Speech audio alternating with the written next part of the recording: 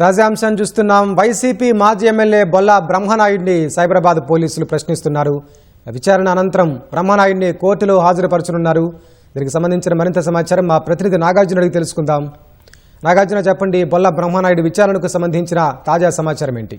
Gandipet survey number 18లో ఉన్నటువంటి 9.28 ఎకరాలని ఇతరుల పేరు మీద రెగ్యులరైజ్ చేసి వాటిని వేరే వాళ్ళకి అమ్మే ప్రయత్నం చేసేందుకు యత్నించినటువంటి బొల్లా బ్రహ్మనాయుడు నిన్న కాంచీపురంలో పోలీసులు, నార్సింగి పోలీసులు అరెస్ట్ చేశారు. అక్కడి నుంచి అక్కడ స్థానిక కోర్టులో హాజరుపరిచి ట్రాన్సిట్ వారెంట్ మీద హైదరాబాద్ తీసుకొచ్చారు. ప్రస్తుతం సైబరాబాద్ కమిషనర్ లో ఉన్నటువంటి ఈఓడబ్ల్యూ కార్యాలయంలో ఆయన్ని విచారిస్తున్నారు. ఆయన స్టేట్మెంట్ ని రికార్డ్ చేస్తున్నారు. ముఖ్యంగా ఇతని ట్రాన్సాక్షన్స్ పైన ప్రధానంగా ఆరా తీశారు.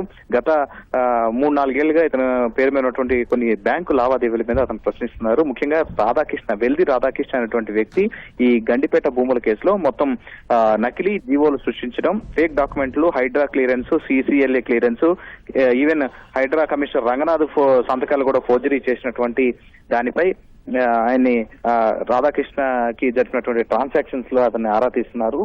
ఇప్పటి వరకు ఈ కేసులో 5గురు అరెస్ట్ అయ్యారు. ఆ తర్వాత నిన్న ఇతను అరెస్ట్ చేశారు. మొత్తం ఈ కేసులో 10 మంది నిందితులుగా 6గురిని ఈ కేసులో అరెస్ట్ చేశారు. మరొక కీలక నిందితుడు దొరకాల్సి ఉంది, బొల్లా రమేష్ అనేటువంటి వ్యక్తి.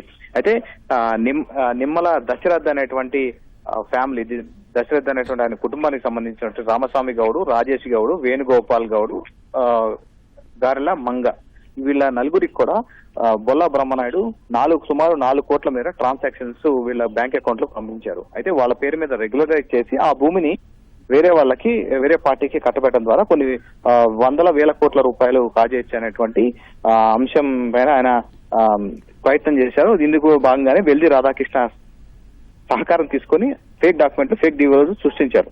సో దీని అన్నిటికీ సహకరించినటువంటి వెల్ది రాధాకృష్ణని ఆల్రెడీ అరెస్ట్ చేసి అతను కస్టడీ కూడా కోరారు.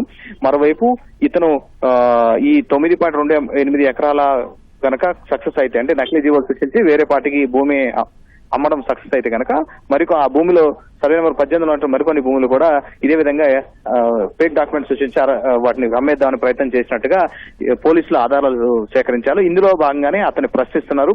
ఆర్థిక లావాదేవీలు, దీంతో పాటుగా కడప ఉన్నటువంటి ఒక వైసీపీ నేతకి ఇతను జరిపిన లావాదేవీల మీద కూడా ప్రశ్నిస్తున్నారు. ఈ స్టేట్మెంట్, అతని లావాదేవీలు, ఇతర ఫోన్ కాల్ వివరాల ఆధారంగా అతను ప్రశ్నించడం, తర్వాత స్టేట్మెంట్ అంతా రికార్డ్ చేస్తున్నారు. రిమాండ్ రిపోర్ట్ ను తయారు చేస్తారు.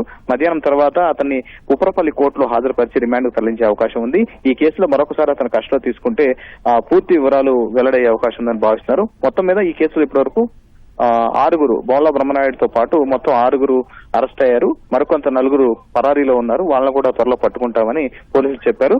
ప్రస్తుతానికైతే ఈఓడబ్ల్యూ కార్యాలయంలో అతని విచారణ కొనసాగుతుంది. మధ్యాహ్నం తర్వాత ఆయన ఉప్పరపల్లి కోర్టులో హాజరుపరుస్తారు. ధన్యవాదాలు నాగార్జున.